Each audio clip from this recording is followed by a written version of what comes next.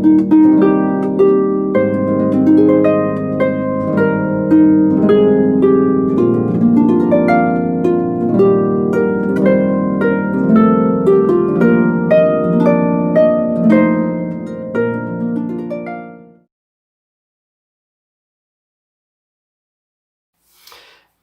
et bienvenue à cette vidéo. Mon nom est Daniel Durand, je suis pasteur de l'Église baptiste de la foi à Drummondville.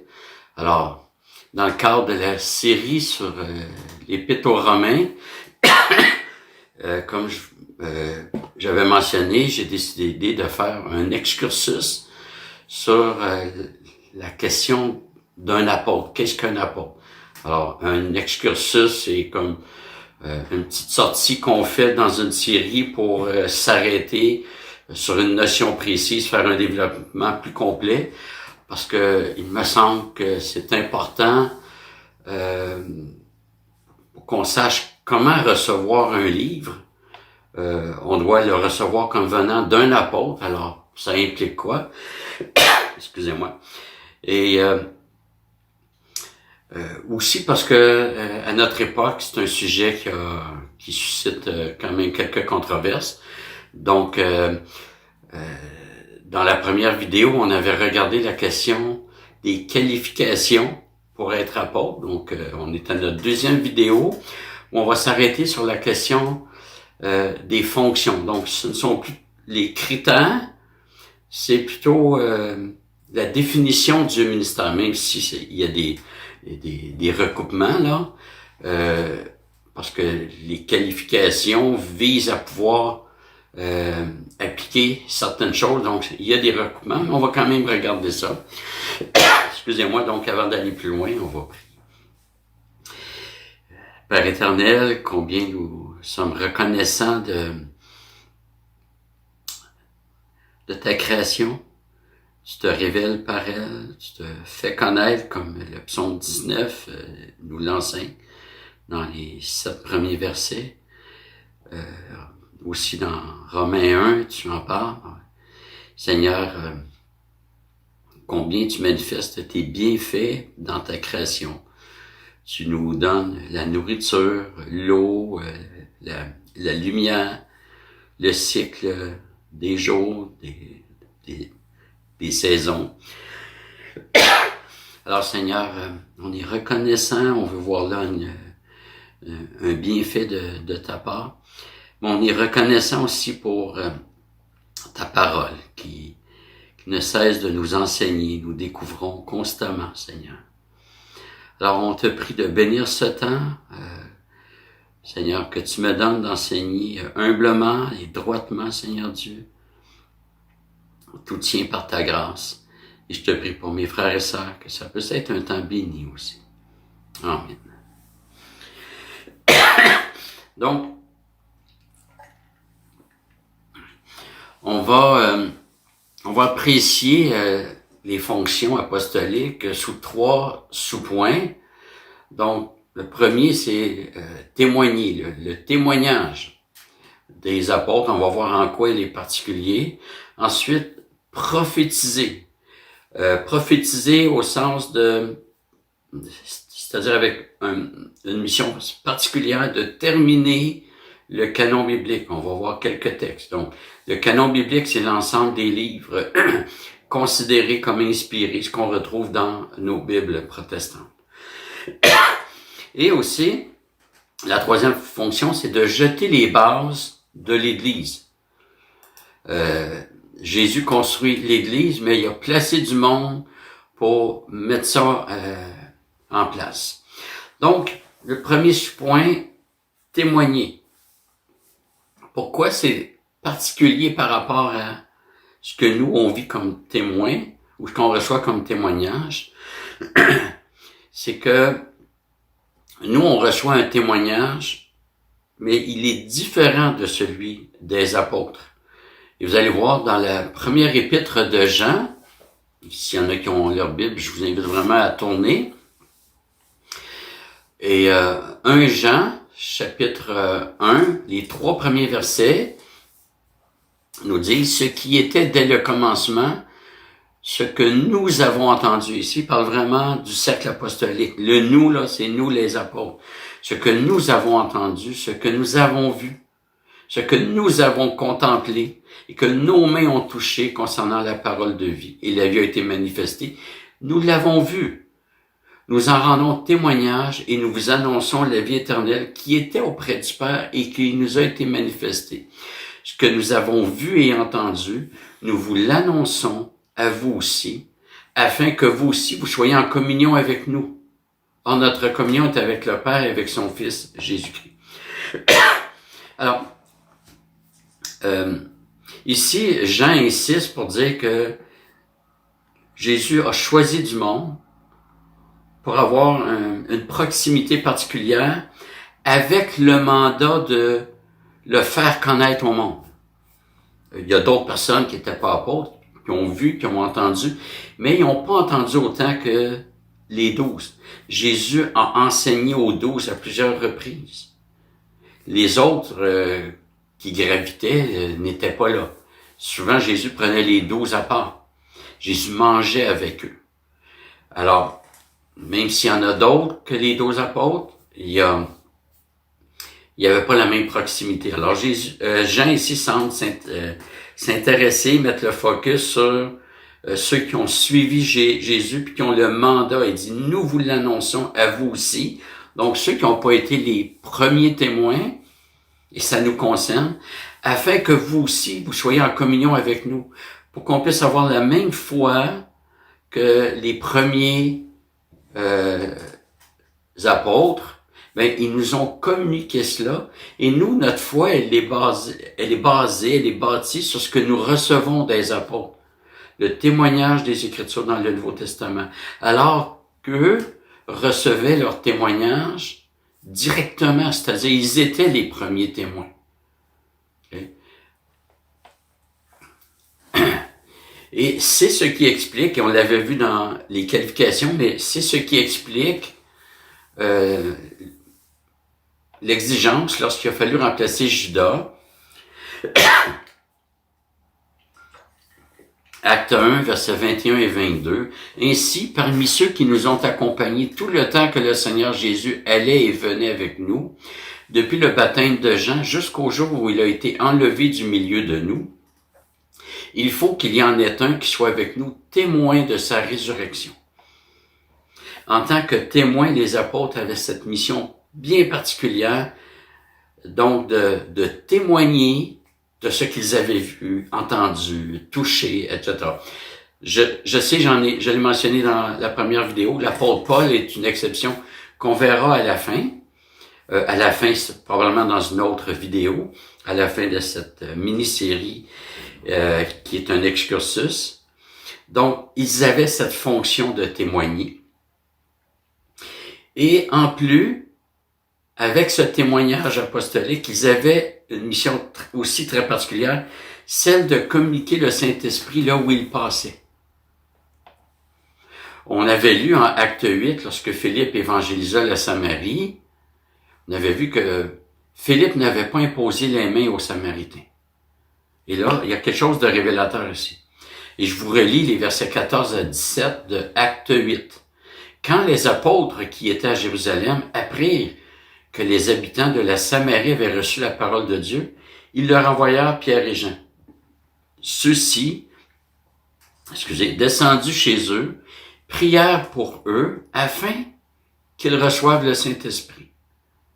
Car ils n'étaient encore descendus sur aucun d'eux. Ils avaient seulement été baptisés au nom du Seigneur Jésus. Alors Pierre et Jean leur imposèrent les mains et ils reçurent l'Esprit Saint.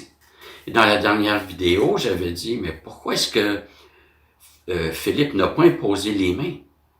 Il a annoncé, il s'est marqué qu'il faisait des signes et des prodiges, mais il n'a pas imposé les mains pour que les gens reçoivent le Saint-Esprit. Il fallait que ça vienne d'un apôtre. Si on veut, la première génération après le cercle apostolique recevait par les mains des apôtres. Ou par leur ministère. On pense à la prédication de Pierre dans Acte 2, à Jérusalem. Beaucoup de gens ont cru sur la prédication de l'apôtre Pierre. Quand Pierre est chez Corneille, la même chose. Acte 19:6, Paul leur imposa les mains et le Saint-Esprit vint sur eux. Ils se mirent à parler en langue et à prophétiser. Donc, c'est à titre d'apôtre que Pierre et Paul imposaient les mains, que les gens recevaient le Saint-Esprit. Il y a une exception, c'est-à-dire, en fait, on va voir que c'est plutôt un texte qui est incertain, qui est pas clair. C'est un dénommé Ananias qui a accueilli Paul comme chrétien. Acte 9:17. Ananias partit et lorsqu'il fut arrivé dans la maison, il imposa les mains à Saul. Saul, c'est Paul. Et dit, Saul, mon frère, le Seigneur Jésus qui t'est apparu sur le chemin par lequel tu venais, m'a envoyé pour que tu recouvres la vue et que tu sois rempli d'Esprit Saint. Je présente ça comme une exception, mais en fait, c'est plutôt un texte incertain, dans le sens que nous ne connaissons pas Ananias. Mais même là, Ananias n'a pas imposé les mains à Paul. Il faut simplement dire que le Seigneur l'a envoyé pour que Paul recouvre la vue et qu'il soit rempli d'Esprit Saint. Mais bon, on ne sait pas assez de ce personnage Ananias. En fait, on ne sait rien. Ce personnage ne reviendra pas dans le reste des Écritures, sinon en Acte 22, où Paul raconte sa conversion, mais il en dit encore moins que dans Acte 8 et 9. Acte 9 plutôt. Et donc on peut pas faire intervenir ce personnage là, pour établir une règle. De toute façon, Paul se présentera comme une exception, l'avorton. Sa situation était très particulière, on y reviendra, parce qu'il est le seul à s'attribuer le titre d'apôtre au même rang que les 12 apôtres. Mais tout en étant distinct, ne serait-ce que par son champ missionnaire. Donc, parce que les 12 apôtres ont été appelés à œuvrer au sein de la nation juive, alors que Paul était l'apôtre des païens.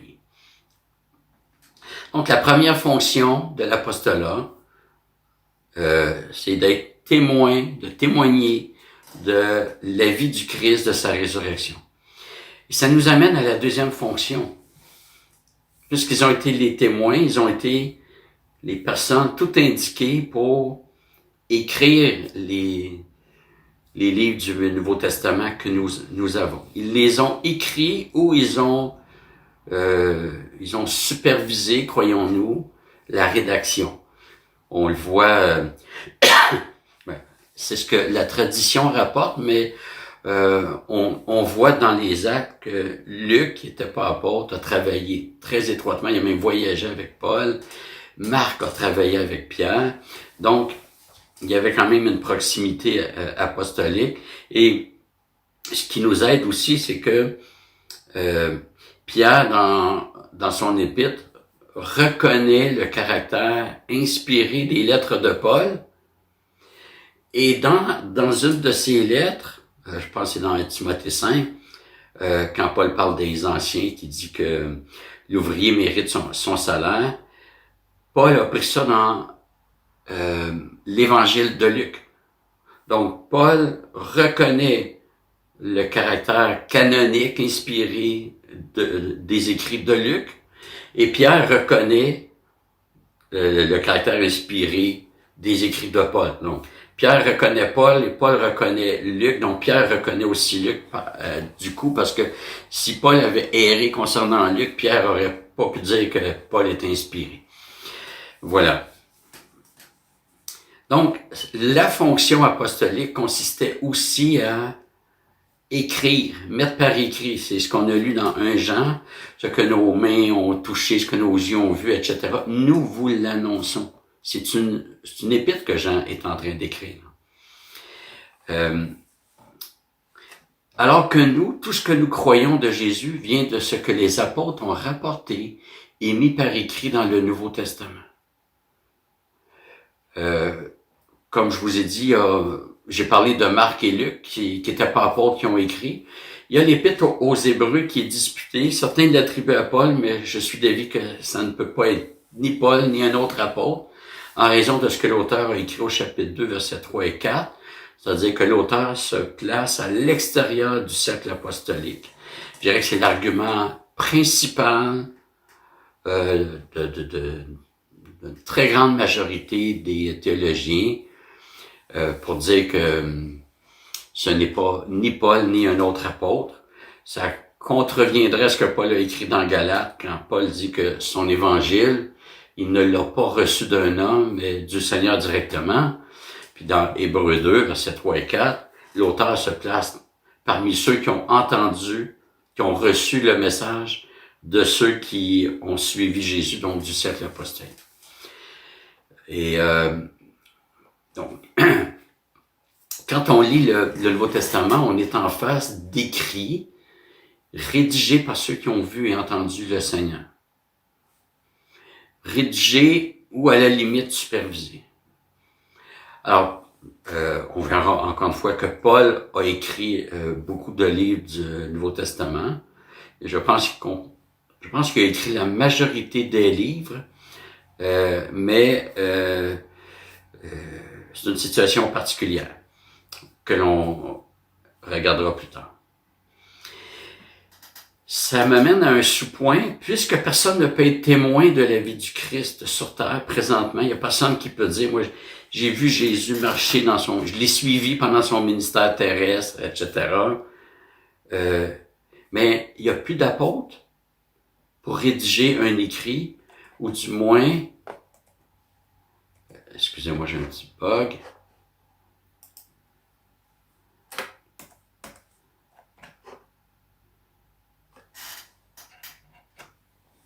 Me revoilà. Donc, il n'y a plus personne qui peut dire qu'il a suivi Jésus, qui est enseigné directement par Jésus et qui peut écrire.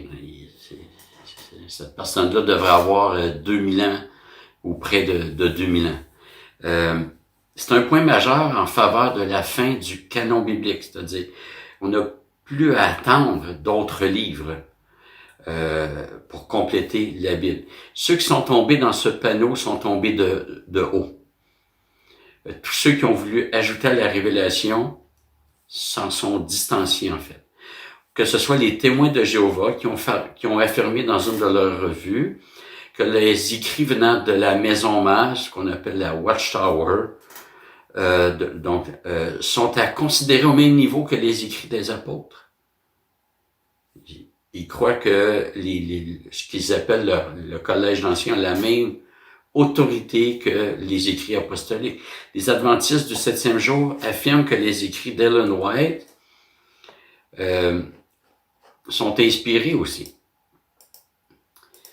C'est un problème aussi, parce qu'ils disent que ça doit être reçu comme venant d'une prophétesse.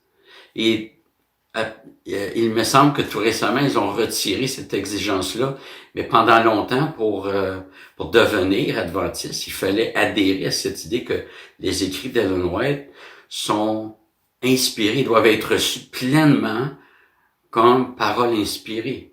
Mais là, ils vont dire que c'est une inspiration d'un autre niveau. En fait, je trouve que c'est irrecevable parce que si c'est vraiment de la prophétie, que c'est vraiment Dieu qui parle, parce que prophète veut dire parler de la part de Dieu. Si c'est vraiment cela, on peut pas dire, c'est vraiment ça, mais c'est pas au même niveau. Les apôtres ont dit qu'ils parlaient au nom de Dieu, Seigneur. Paul l'a écrit, il dit, si vous ne recevez pas ce que je vous écris comme venant de Dieu, Seigneur, bon, là, il continue. Alors, dire que c'est inspiré par Dieu, c'est donné par Dieu, mais c'est pas la même inspiration. À mon avis, c'est une gymnastique pour chercher le chaud et le froid en même temps. Les catholiques sont aussi piégés avec les dogmes ex cathedra, c'est-à-dire qui sortent du trône papal. Et c'est ainsi que la tradition catholique se place au même niveau que les Écritures. Mais en réalité, puis ça c'est partout pareil, dès qu'il y a divergence entre ceux qui se croient inspirés comme les apôtres et la Bible, s'il y a une divergence entre les deux, c'est toujours la Bible qui va être diminuée pour maintenir en poste les personnes qui se croient de même niveau. Je pourrais parler des Mormons aussi, qui sont appelés les saints des derniers jours, qui ont écrit le livre de Mormon.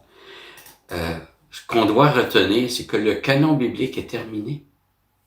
Jude 1.3 nous dit, « Bien-aimés, comme je désirais vivement vous écrire au sujet de notre salut commun, je me suis senti obligé de le faire afin de vous exhorter à combattre pour la foi qui a été transmise aux saints une fois pour toutes. » La pensée la plus fréquente lorsqu'on voit le mot foi, comme Jude l'utilise, c'est de le définir comme le fait de croire. J'ai la foi parce que je crois.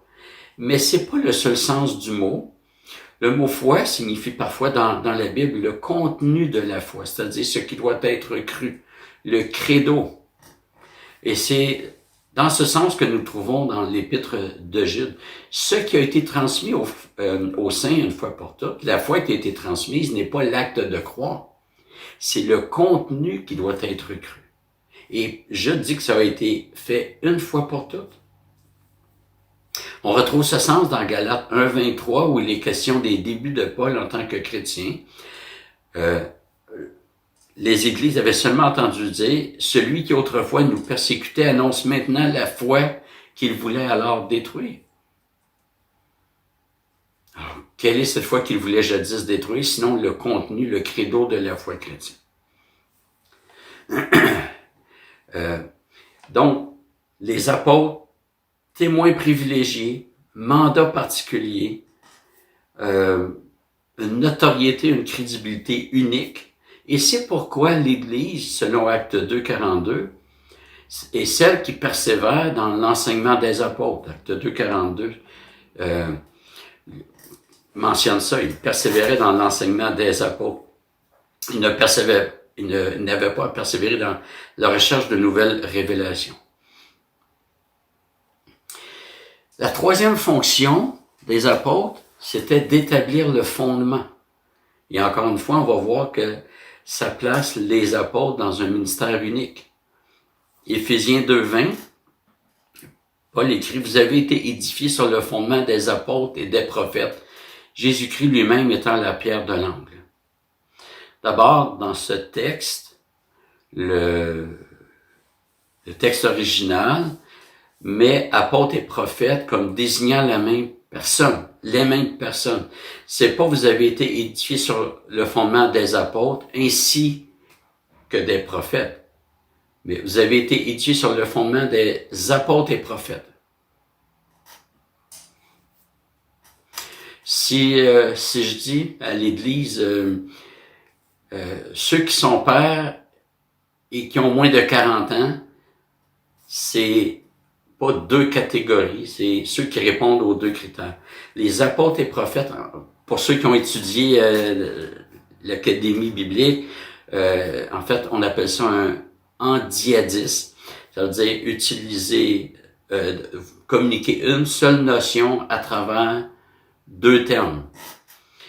Et ça, c'est important. La version sommaire traduit par « Dieu vous a intégré à l'édifice qu'il construit sur le fondement que sont les apôtres, ses prophètes, et dont Jésus-Christ lui-même est la pierre principale. » Ce texte aussi, à part tout ce qu'on a vu, milite en faveur de la cessation du ministère apostolique, puisque le fondement est déjà établi. Et ça milite aussi en faveur de la complétion du canon biblique. Le canon biblique est terminé. Le fondement est installé. L'Église est comparée à un édifice et les apôtres ont eu comme fonction d'établir le fondement. L'image est instructive. Le fondement, c'est ce qui est mis au début. Après, c'est fait, on passe à la suite de la construction. On continue pas indéfiniment d'établir le fondement en disant il faut qu'il y ait d'autres apôtres. Alors, on va continuer, Dieu voulant, dans la prochaine vidéo. Il y a beaucoup d'autres points à voir, en particulier Paul qui est un apôtre particulier. Et on va voir aussi qu'il y en a d'autres qui sont appelés apôtres, mais dans un sens nettement différent. Donc, on se donne rendez-vous pour la prochaine vidéo. Alors, je vais terminer par la prière. Seigneur Dieu, on est béni, édifié de voir comment tu fais les choses dans l'ordre. Seigneur, c'est pas parce que tu ne changes pas que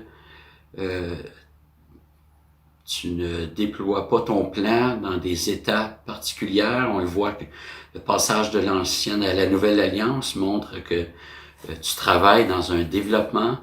Et Seigneur, on voit la même chose dans l'Église. Il y a un développement pour l'Église ici-bas. Ça a commencé par les apôtres, ceux qui t'ont suivi. Et Seigneur, maintenant on est dans l'ère de l'Église. Et cette Église va connaître un autre développement lorsque Jésus reviendra et que nous serons tous avec lui pour l'éternité dans des corps glorifiés, dans cette nouvelle création, nouveaux cieux, nouvelle terre. Alors Seigneur, on est édifiés de voir comment tu travailles. Seigneur, merci parce que nous avons quand même quelque chose de très bénissant du fait que nous avons ta parole au complet. Tout ce dont nous avons besoin pour notre vie ici-bas, c'est complet. On n'a pas à attendre. Seigneur, on est dans le temps où c'est l'accomplissement, la réalisation. On veut te louer. Seigneur, encore une fois, on te prie, et je te prie pour tous mes frères et sœurs, pour cette période difficile où non seulement il y a du confinement, mais les rencontres d'église sont interrompues et on est bientôt, ça va reprendre, mais tellement progressivement qu'on ne retrouvera pas, je pense, la vie comme avant plusieurs mois. Mais Seigneur, on te prie de nous garder. Comme tu as gardé ton peuple qui était déporté, ceux qui t'appartenaient, tu les as gardés, même s'ils n'étaient pas dans les institutions telles que tu les avais demandées. Ils ne pouvaient pas se rendre au temple, contrairement à ce que ta loi demandait. Mais ils ont persévéré dans la situation dans laquelle tu les as placés. Et Seigneur, c'est ma prière pour moi, pour mes frères et sœurs. Donne-nous de persévérer en toi. Et Seigneur, on sait que c'est par grâce que nous persévérons. Alors je te prie de bénir mes frères et sœurs et garde-nous, Seigneur Dieu, pour la gloire de ton nom. Amen. Voilà, alors on se donne un rendez-vous pour la prochaine vidéo. Soyez bénis. À bientôt.